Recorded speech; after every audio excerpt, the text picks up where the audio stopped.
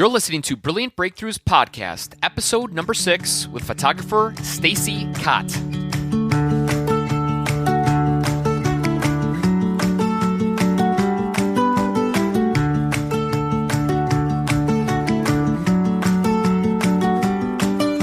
What is going on, small business owners? I'm your host, Jake Naraki, and welcome back to another great episode of the Brilliant Breakthrough Podcast for the small business owner.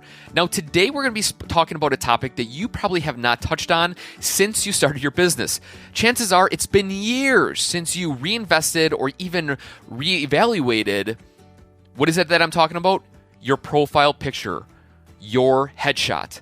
That one picture, as they say, speaks 1,000 words about who you are, what you're about, your personality, and as we know, you have one kick at the can to truly make a great first impression.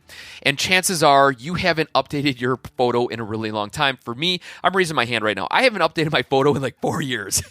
And as we know, in 4 years, a lot can change. And so to be relevant, to show your new personality, what you're about, it's about time you invest into getting a new headshot. The reason why I'm determined, or I'm telling you to do this, is because I just got done with a great interview with Stacy Kaat. She is a photographer. She's part of the Brilliant Breakthrough book that is going to be released November 8th, and her chapter is called Why Your Headshot May Be a Turnoff and How to Turn It On.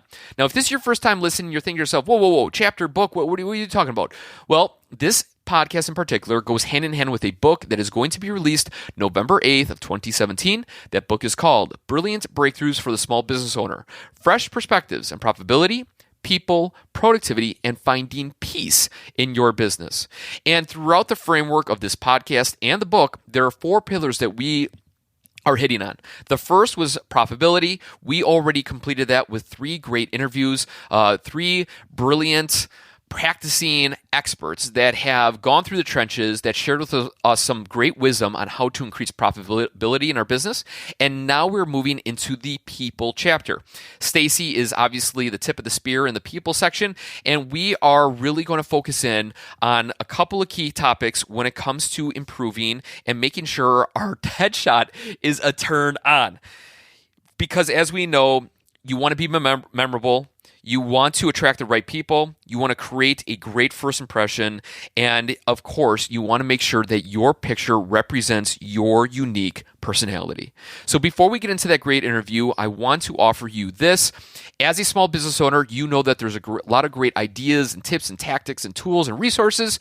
But how awesome would it be if you could get yourself 100 free tips to help your business succeed in 2017 and beyond? You're thinking to yourself, this is too good to be true. Well, it is, because we have a great offer for you. All you have to do is go to our bit.ly link, exchange your email. We will provide you these 100 tips. All you have to do is go to this link. It is bit.ly, bit.ly/brilliant biz, B-I-Z, book with capital B's. You got to use capital B's to get directed to the right location. Again, it's bit.ly/brilliant biz book. Go there, exchange type in your email.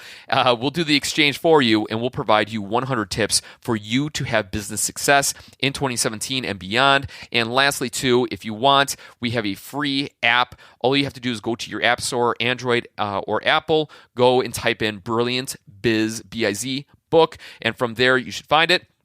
Click on it, download it, find out more about the book, find out more about the authors, find out all the great things that are going on in our world.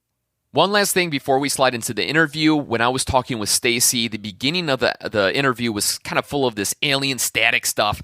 I had to chop it off and delete it, so we kind of flow right into the conversation with Stacy. She picks up at the point where she's just talking about her beginnings of understanding that people needed assistance with their headshots. She was looking on LinkedIn, and she realized a lot of people are struggling, and she felt that there was a need for small business owners to increase their image out there for the world to see, and it's a great conversation. Stacy, great job, and again, we will see you on the backside. I appreciate you. Thank you. Here's the interview with Stacy. Yeah, well, I guess 4 years ago when I restarted my career, I got onto LinkedIn, and I started looking at all these people that I know and didn't know and started making connections, and I saw these faces of like people in the dark, you couldn't see their face, or these really awful expressions, deep, dark kind of expressions, or, maybe a guy with a gal with his arm wrapped around her or a beer in the hand. And I'm thinking, this is a professional website. This is where people come to, meet other professionals, do business together, find jobs, make these great connections. And people are putting themselves out there in a way that kind of makes you go, what are they doing on here? Like, what are they trying to say with this picture? And I mean, I truly believe, they say a picture can say 1,000 words. I don't think that's maybe not 1,000, but it does say a lot about you. And I think it's really important that people realize that they can really create a bad impression if they don't thoughtfully create a picture that expresses their professionalism, shows confidence, approachability, and maybe gives a glimpse of, it should give a little bit of a glimpse of your personality. I think that's really an important thing. So when I saw this LinkedIn stuff, I'm like, okay, it is my job. It is my mission to change the face of LinkedIn. Cool. And I'll start with that. No, that's truth. And obviously you have the skill of photography. You know the ins and outs of a good photo, a photo that represents good personality, and we'll kind of, dive into that a little bit. But where did the love of photography spark? Was this a lifelong journey, or did it just kind of happen recently?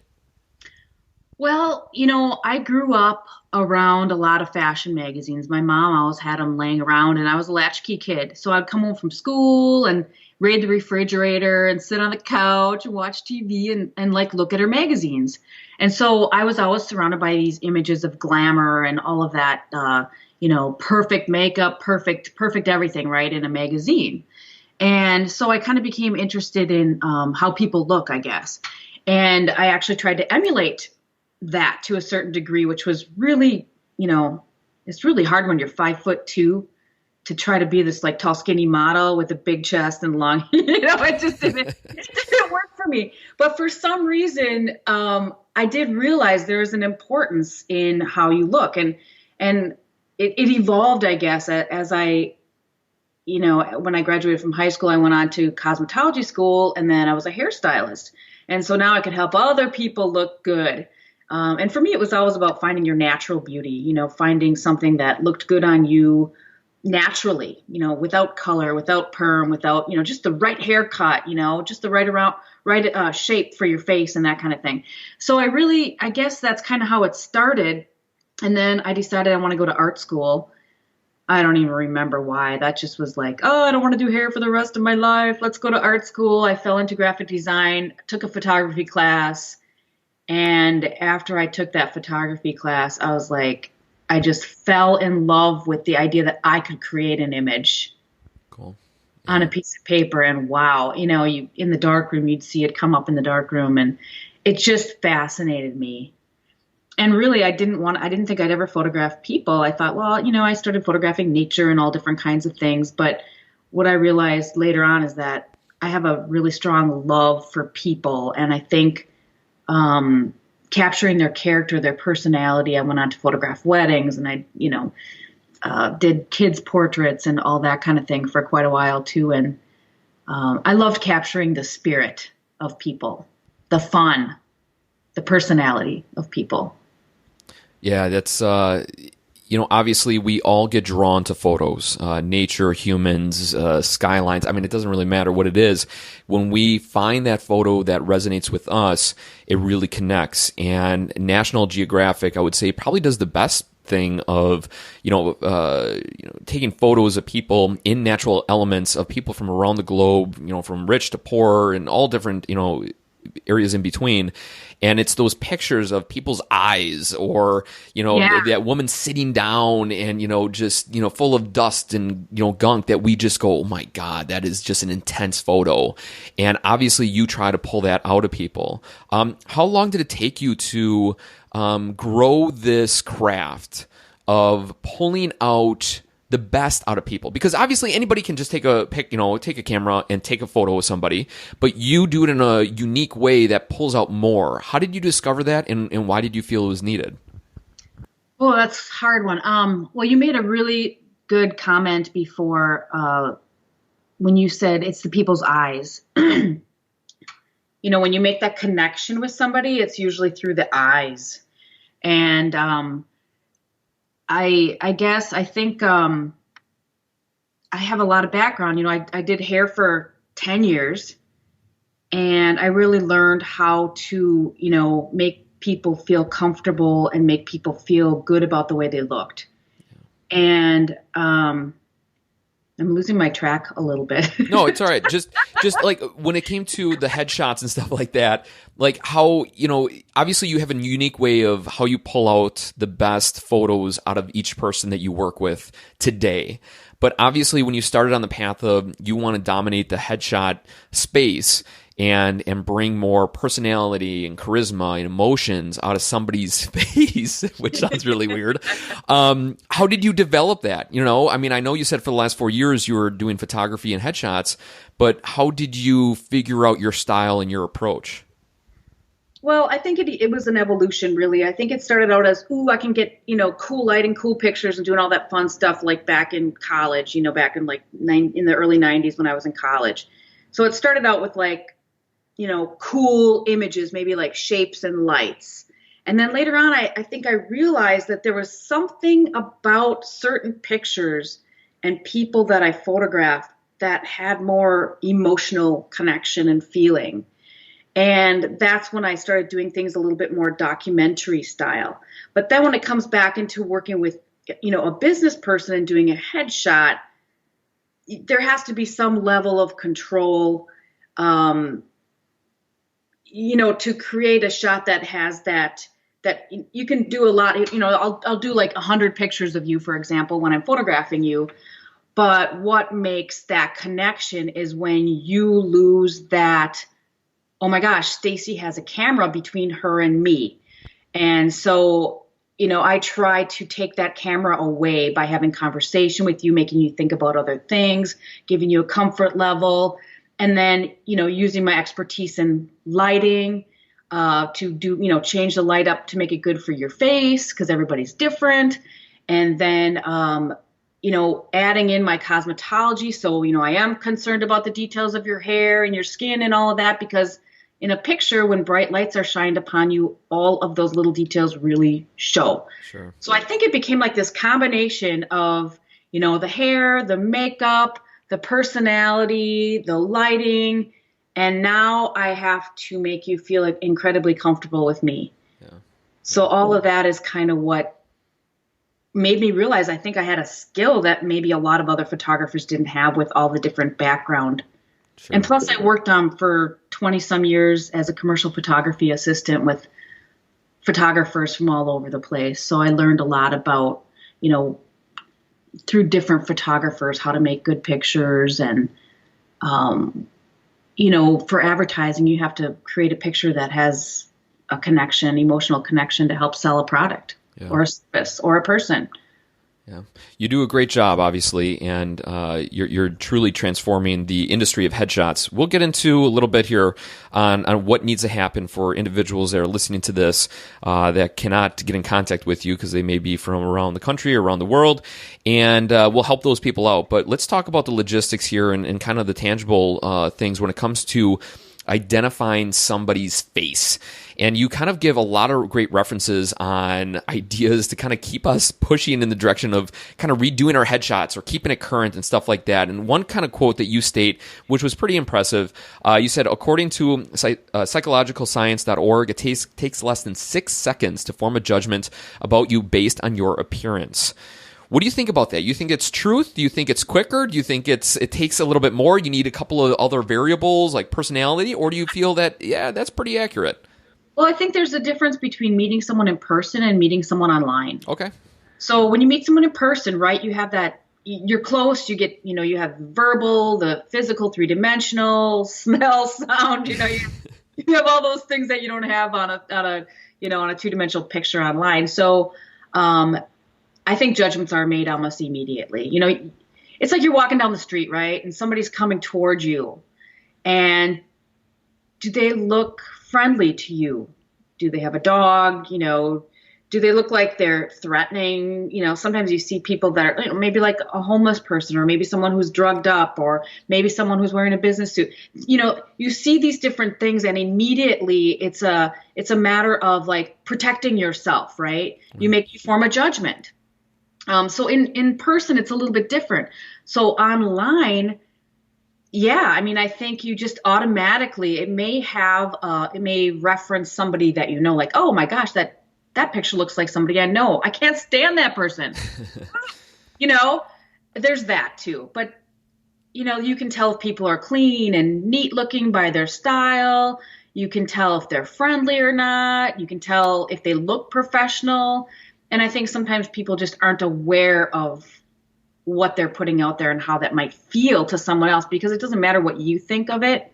It matters what other people think of it if you're using it as a headshot for business. Yeah. And the one thing you state, people need to feel something emotionally when they look at your headshot and when they look at you online. And you're right. I mean, today's world, networking is dwindling art, right? In person, I should say. And online is skyrocketing from every different type of social media and all different types of platforms. So you're right. I mean, I believe what you're saying is that you need to have a good looking headshot. But what do you mean by feel? Like, what are we supposed to feel? And if I was getting a headshot today, how do I feel emotion into the viewer? Well, it's kind of a hard thing. So usually what I have people do is I have people come up with like, what do they want to be? What do you want to be known for in your field? What kinds of things do you want people to know about you? Like, for example, I photographed a guy who is a financial advisor. He wanted people to know that he is serious. So in his picture, we did a picture of, he wanted to wear a white shirt and a tie because that is business for him, but he rolled up his sleeves and he loosened up his tie. And, he looked me right in the eye, but he had a serious look. And he wanted that to be well known, yet he still had that confidence look and that approachability look. So it's really a very fine line of expression when you work with someone to get the right expression for them. Like I'm looking at your picture right now on our Skype call here.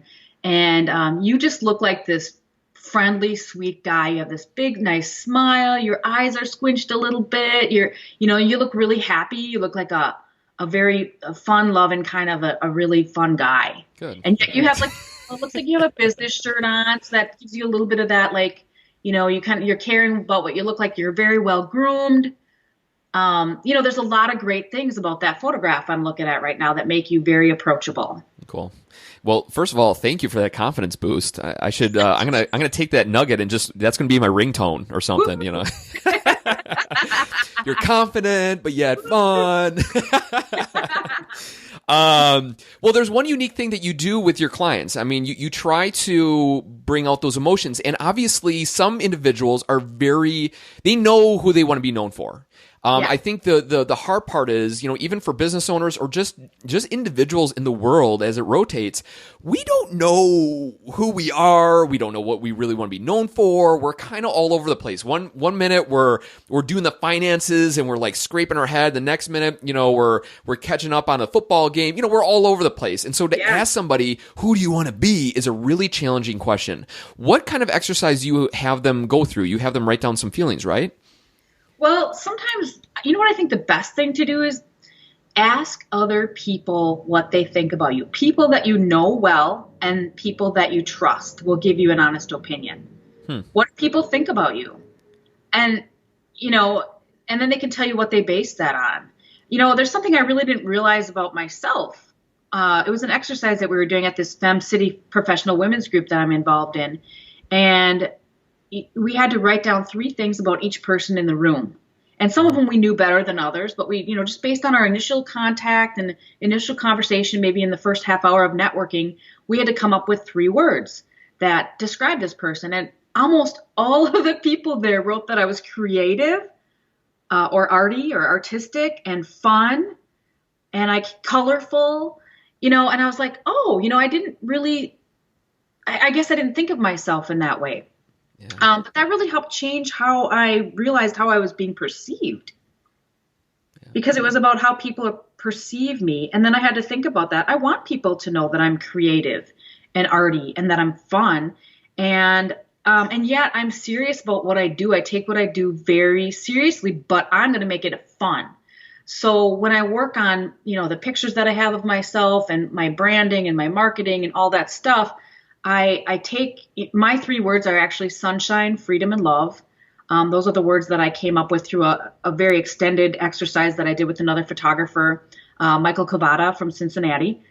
And I use those words, and each of those words have multiple things connected to them. And when I use those words to choose and for everything I do, sunshine, freedom, and love. Does this give me sunshine, freedom, and love? Does this picture say sunshine, freedom, and love? This picture of me.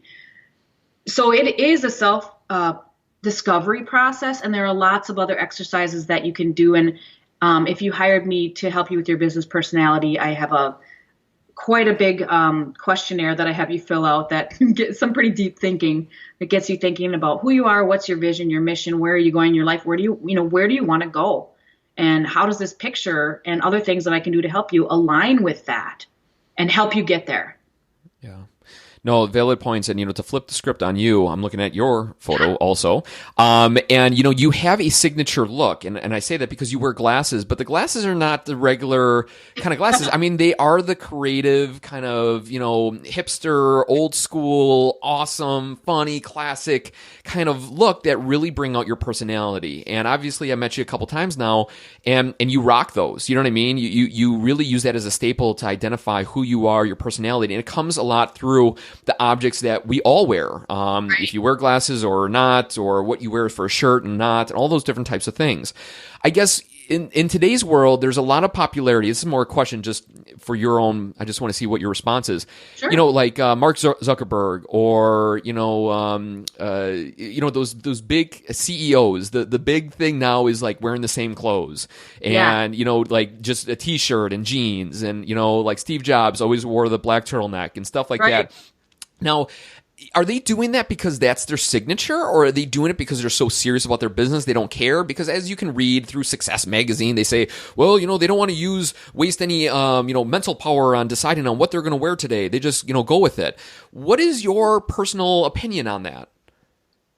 I don't know. I think some people like to do that. I think it does help you with brand recognition to be at least very consistent with what you wear. Not that it has to be the same thing all the time. But there may be some consistency with what you wear as a professional person. I think I tend to do that myself, but I don't wear the same thing all the time. It would be boring for me. Yeah. I mean, it does help with recognition. And I've heard people say, you should wear your brand colors, but right. My brand color is yellow, and I'm not walking around wearing bright yellow. I mean, it's part of my personality. It's my sunshine, freedom, and love for sure. Yeah. But it doesn't look good on me. Nice. I have mixed feelings about that. I think you should do whatever works for you that way, Oh, for sure. To kind of, obviously you're taking photos, you're bringing out personalities, you're bringing out emotions, you're doing your best with lighting and hair and makeup to bring out their best style and approach. Where is the line drawn when it comes to the world of Photoshop? I mean, it's very hard to distinguish what's real and what's fake in the world of, photography. For example, I have a uncle, and he's up in upper Wisconsin, and he takes photos of lighthouses, but then he puts them in like the most odd locations, but it works, because it's just so overload of like crazy Photoshop that it's like, if I didn't know this lighthouse, it could be there, I guess. You know what I mean? Like, in the middle of the lake on this like one, peninsula of rock, but, where do you draw the line? Do you do Photoshop, or you just try to get the raw, relevant, kind of shot out of that individual at that given moment? I like to keep it as real as possible. However, when I get someone in my studio and I shine these bright lights on you, every little pore, every little hair, every little fleck of everything shows. So in real life, people don't see this static, non-moving image, right? So what I typically tend to do is I soften up the skin a little bit. I'll brighten up the eyes, maybe sharpen them a little bit to make them pop out a little bit more. I'll do very subtle enhancements. If there's a couple hairs that are really out of whack, I'll fix that. I don't do a lot of photoshopping. Okay. I really think that it's important that you look like you. Right. Just a polished version of you, just because, hey, you're being seen and you're, in a picture, it's very static. So you don't have the opportunity to talk or any of those other things. You're not moving, so I got to make sure your hair's looking good and in place. I want your eyes to come out because I want people to make that eye connection that we talked about before. So I work on that a little bit. So the stuff I do in Photoshop is very subtle. Yeah. And for me personally, like when I was a kid, I went in for to slam dunks, basketball in a hoop that was lower. I totally whiffed and I went face first into the ground, and my front tooth went in, and I didn't tell my parents, and obviously it died. And so I got a root canal and all that stuff. And so I know, very, very detailed story. There's a message here I'm trying to get to here. I'm trying to get there. I'm just reliving it. Now I'm emotional. So anyway, so I get the root canal, all that stuff. As time progresses, that tooth is not as good as I would like it to be. Now, obviously, I could get dental work and all this stuff, but whatever. There's all these other complications and stuff. When somebody comes out and says, "Hey, Stacy," they tell you the story of them getting, their face wrecked when they're in the third grade, and there's underlying problem that they're very self-conscious of. Do you go, okay, I can try to even that out for you, or are you just like, you know what, it is who you are who you are, rock it. Where's that balance? I feel like you are who you are, rock it. Okay. But I do understand that some people are very self-conscious about certain things. Sure. So I'm willing to cross that line a little bit if they have to have that in order to feel comfortable with putting themselves out there. Because I think, when you get your photograph done, you have to feel comfortable putting it out there.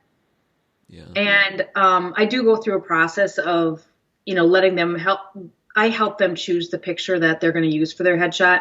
And then we talk about how it fits with their words, and how, is what they're expressing the right thing that they want their viewer to see.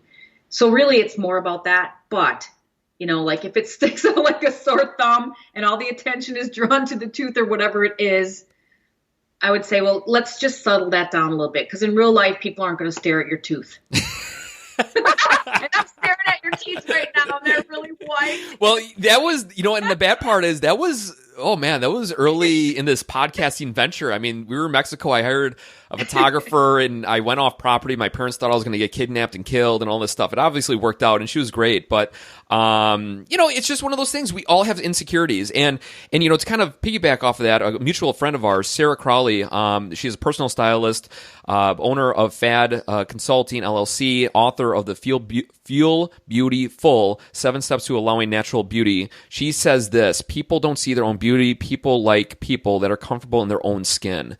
And it's truthful, and I think that's why there's a lot of life in this conversation between you and me, because people like to see people in their own skin, being themselves. But when you know that you're going to be putting this photo all over the place, it's challenging. Now, what do you say to those individuals that are like, hey, I took a great photo. Should I be consistent through my marketing, or should I jazz it up? Should LinkedIn be this and, Facebook should be that? What do you feel about the social media approach or the online approach to putting your face out there? Well, this is what I think. We live in a world where faces zoom by us. We see probably thousands of faces a day when we're online. Yeah. Being consistent with your picture, I think, is very important for your recognizability.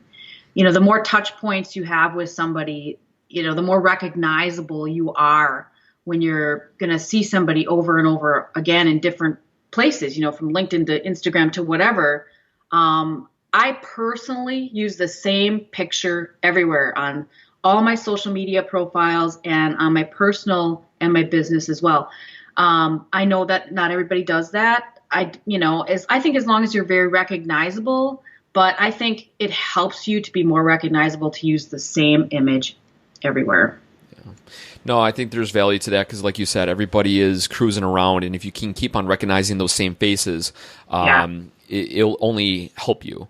So let's transition here into the business owner that is listening to this, and they love this conversation, but they're like, okay, I don't have access to you. What can I do to make sure that I'm bringing out the best? Now, obviously, you have headshot turn on and turn offs, and I want to kind of start with one of the things that you state that is kind of unique, and I guess my idea was a little different. One of the steps you say the picture that includes more than your head and your shoulders is a turn off. Why do you feel that showing more body in a headshot is not ideal? I think the problem with it is recognizability more than anything. When you say you're on your telephone and you're looking at someone's image online, if someone has a picture of them where their head, their shoulders, they're down to their waist, you can't hardly even see their face. So that takes away the recognizability. And that's why I think it's a little bit of a turnoff. People are like, who is this? I can't see their face. Say somebody's trying to, connect with you on LinkedIn and you're on your phone. And you're like, you kind of recognize the name, but you can't see their face. You're like, who is this person? Yeah. Where did I meet this person if they didn't leave you a personal message like, hey, I met you last night at blah, blah. So I think it's important that your profile picture is your head and shoulders. Okay. Just because you need to be recognizable. And that's just because this is the world we live in. We're looking at telephone. People are using their phones more than their computers. Yeah. You can't see the person's face, and that's really important. Yeah, and phones are getting to the point of almost more expensive than computers, which is just insane. Insane. $1,000 craziness. So, and what do you suggest for people that have not updated their photo in a while? What is the rule? Is it every year, every 3 years, 10 years? What do you feel is ideal to keep a current picture of yourself as you grow throughout the years? I think really if it looks like you today, you're cool. Even if it's a couple years old. If you haven't changed much, if your hairstyle hasn't changed much, you haven't changed your hair color, your glasses, and you haven't aged very much, it can last longer than a couple of years. But I think as a general rule, every couple years, or if you're one of those people that changes your look a lot, you might want to do it a little bit more often. Okay, yeah. And what do you say to the people that are going to go, okay, I'm going to find somebody to take my headshot? What should they look for in a photographer, especially when it comes to headshots? What price range? What background? Should you look at testimonials? Should you be looking at obviously previous headshots? A connection, is that the most important? What do you feel is the best way to go about this? I think it's great if you know the photographer, right? Because there's a comfort level established between you and the photographer that you know. True. So that's one thing to consider. The other thing is go online, punch some names in, or ask some friends if that you like the pictures their friends have. Check out the photographer online, look at their pictures, see if those pictures are saying something to you. Does that person have a bunch of headshots that you can look at and go and be kind of wowed by those? And then definitely look at testimonials.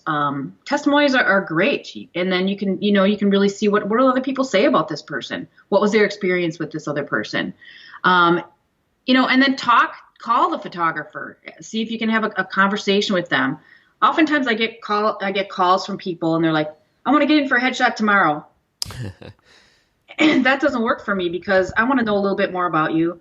I want to prepare you for your headshot. I want to make sure that you have the right clothing, that you're mentally prepared, that you're physically, you're not tired, you're hydrated, you just haven't been in the sun all day yesterday. There's a lot of things that I like to prepare people with. So I think it's really important that the photographer doesn't just say, oh yeah, come on in, because then they don't know you. They don't know what you want. They don't know what you're using the picture for. They're not preparing you, and they're not preparing themselves. So someone that you talk to and you feel comfortable with, that they understand that you're trying to project an effective image to help you sell yourself and your business. Yeah. And if you don't have a conversation, like if the photographer doesn't have a conversation with you, that's definitely not a good idea. Yeah. So, you got to feel comfortable, you got to like their stuff, and you got to have a conversation that makes it feel like the right fit. Cool. And then two more questions here. Number one, on the specifics of a photo. Your photo that I'm looking at is on a background. Obviously, mine is in a nature setting. Some people use a white background. How do you choose which background is right for that individual client? And what can the person that's listening choose to make sure it's fitting for them if they are maybe using somebody that's not, they're using a family friend or somebody that's in art school, that's a cousin or something, to kind of make those decisions to make sure it works out and looks good? Sure. Typically, I tend to like a plain background because I think it's less distracting from you. Sure. I really want to make sure that you are what shows in the picture. So I really like to use white, gray, or black. Now, choice-wise, it depends. See, I use the black in mine because I wanted that contrast with my hair and my glasses. I knew it would really make me pop. So nice. I think of what makes the person pop out more. I also think about like if someone's really heavy and they're wearing black, if I put them up against a white background, they're going to look giant. Sure. They say that black is thinning. Well, it's not when you got a white background. So if someone comes in and they look great in black, they need to be photographed in black, I'm going to maybe use like a darker gray, Okay. Or even a some form of black even, and then just do the lighting so that they still separate from the background. So that, I prefer to stick with the white, gray, and black as a general rule. Sure. And then it depends upon what they're wearing and what they look like, and it depends upon their brand. Where's this picture going to be used on their website? Would just black not be right? Would it just not work with the rest of their branding? And then we have to work with clothing and stuff like that to make it work. No, okay, valid stuff, and I agree with you with the less distracting background. Your photo represents what you explained very well. Black background, you're wearing like a black shirt with kind of a grayer, ruffled shirt over it, black glasses, and you pop significantly in your photo, and I think it's great. It really pulls out your personality. Now, again, I know you on a personal level, but for the people that may come across it, they will like it because it's warm and friendly and exciting and fresh picture. So, am I missing anything in the world of photography? I mean, we're going to pivot here into your own personal business and stuff like that, but I just want to make sure that I'm not missing anything that could be beneficial to the audience that's listening. I just think the most important thing is to not wrap your head around, get too distracted by like, oh, I have a couple of wrinkles, or oh, I don't like that smile. To separate yourself when you're looking at your picture, have someone else to discuss that the meaning and the emotion and the feeling that picture brings, to make sure that you're sending the right message to your viewer. I think that's the most important thing, is that good, confident message is sent to the viewer. Cool. And for the listener, I would suggest in time, if you do plan to get a new headshot, re-listen to this episode in particular to just get back to some of those tips and tactics that you can use to bring out your best face forward in your endeavors. So the question I have for you is about your business. Obviously, look, the people who are listening to this, 90% of the people are small business owners, entrepreneurs, influencers, people that are kind of getting going and diving deeper into making their business come to life. And through your transactions of jumping in different industries and kind of finding your way, what was the hardest part of finding and carving out your own personal niche? Because as everybody says, find your niche, own that niche. Yeah. Obviously, that's challenging because in the beginning, when you're so niche, it's hard to get business because people aren't really looking for that at that time. So kind of walk us through how you grew your business and what you're doing today. Well, yeah, it is very difficult. For one thing, you get a lot of advice, and I'm sure you know this, Jake. You get a lot of advice from people who have no clue about business. They tell you to do this, they tell you to do that, like photograph families, do this, right. do that. Do weddings, it's lucrative. Yeah, sure. Yeah, so I learned to tune some of that out and try to stay true to what I really wanted to do. And at the same time, I wasn't completely like, can I just do headshots and make a living? So I did have to do other stuff in the beginning. And, as I started getting more of the headshot work and the, I call it like business personality work, where I help people with their business personality online. As I started getting more of that work, I was able to push more of the other work aside, because yes, you have to make money. You can't just be in business and keep spending money and, you have to make a living. So I think that's one of the hardest things. I also hired a business coach. I have had several business coaches. I've had a life coach. I am constantly reading, constantly learning, constantly, working on my customer experience, working on my environment in my studio, trying to be a better communicator, always searching for ways to be better. Cool. And I think that's really important, especially when you're in a niche. But, being in a niche is great because, and then, working on your message to express to people what you do in your own unique way. That took time to figure out how to say what I was doing because I didn't know how to say it. And now it's like, it's getting easier and easier, and my marketing is getting easier, and everything is starting to flow. And I guess the biggest thing is it takes time and a lot of effort. What out of all those people you connected with, and obviously it shows through you personally that you are continuously growing and evolving and wanting to bring your best self forward. Obviously, not only to serve thyself but to serve others.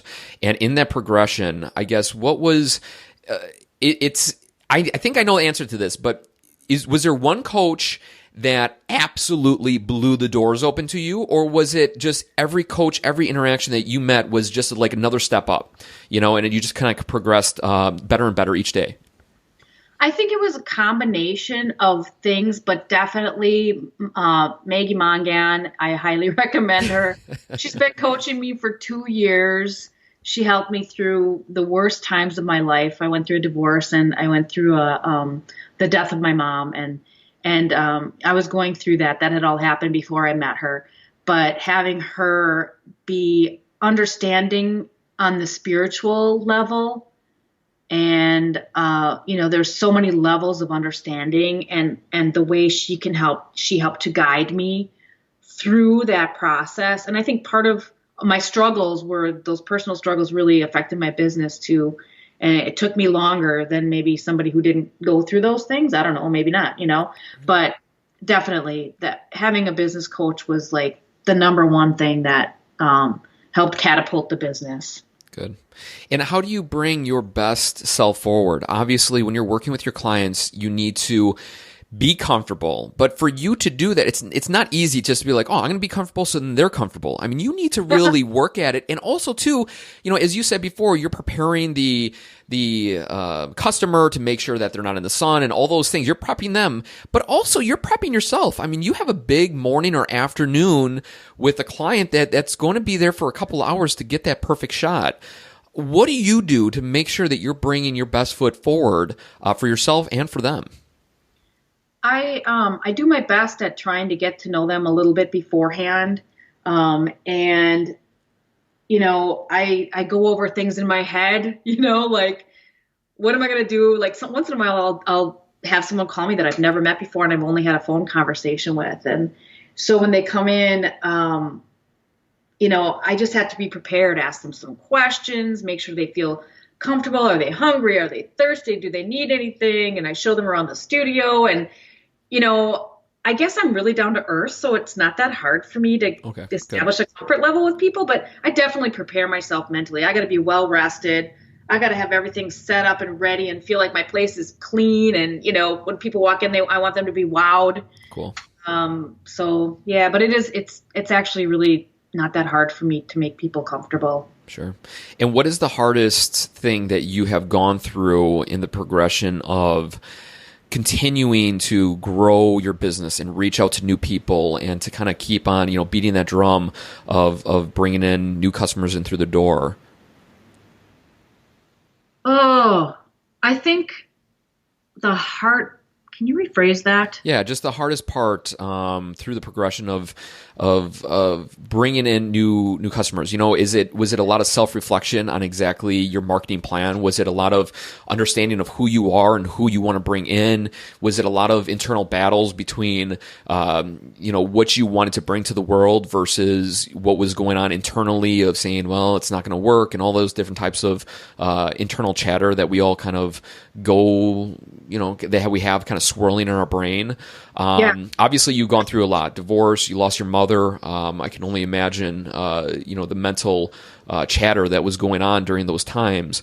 So I'm just looking for, I guess, kind of clarity in those regards of building your business up, because there's people that are listening that have gone through something, or they're struggling, or they're not making the income that they want, and they're just like, oh my gosh, this is not working, it's not working. And obviously this book and this podcast is giving them insight into great things, but also there's a lot of internal things that we're pushing past.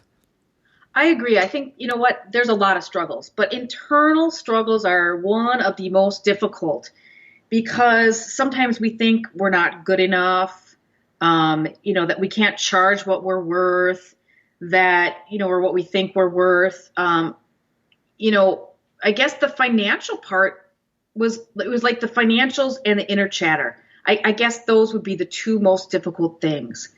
And getting through that and pushing forward no matter what through that time frame. And then, like I said, having a coach to help me, and I also meditate. And that really helps to push that mental chatter out and just keep going forward. There were times when I didn't pay myself for almost, it's like, I'm embarrassed to say how long it took me to pay myself. 3.5 years. Wow. Before I paid myself. But you got to understand that I was buying equipment. Sure. Yeah. I built a studio. I was paid a lot of money for a business coach. I paid a lot of money for help in many, I have a technology coach as well. And, those people helped me get through a lot of that, because I just kept saying, you know what, I'm going to keep spending the money to push me forward. And then I read Profit First, by the way, which I highly recommend. Have you read that book, Jake? I have not, no. Okay. You need to get this book, Profit First. Okay. I can't remember the author's name right now. That's okay. But it's a way to divide your money so that you can pay yourself. And I just started doing that in July. Nice. And I've been paying myself every week since. Good for you. Congratulations. Yeah. Well, it just shows that it's not as great and easy as it seems on TV. It's not this progressive, up and to the right mentality of the stock market. There are so many zigs and zags, and it stinks for a while, and you lose your path. I mean, myself too, and along with all these authors that are part of this book, and just in life, it's not easy to venture off onto your own abyss and to own a space and to rock it. It's challenging. It really is. But if you keep on surrounding yourself with good people, good ideas, keep feeding yourself that awesome content, you will separate yourself from from your competition, and it'll only enhance who you are as a person. And look at all the skills and tools you learned along the way, because of those struggles.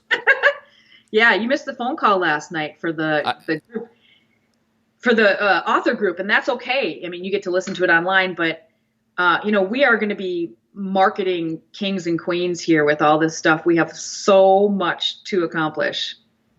Yeah, we really do. But it's going to be great. It's great. It's fun. It's a great learning experience being a part of a book like this. Yeah. It's been a tremendous experience, and I all the authors, just amazing people. Yeah, they really are. And the great part is that the listener is obviously reaping the reward of us, honing our craft and allowing them to use that as tools for their own personal toolbox. So as we kind of wind down here, obviously the book is called Brilliant Breakthroughs. What was your biggest breakthrough that got you to where you are today? Wow.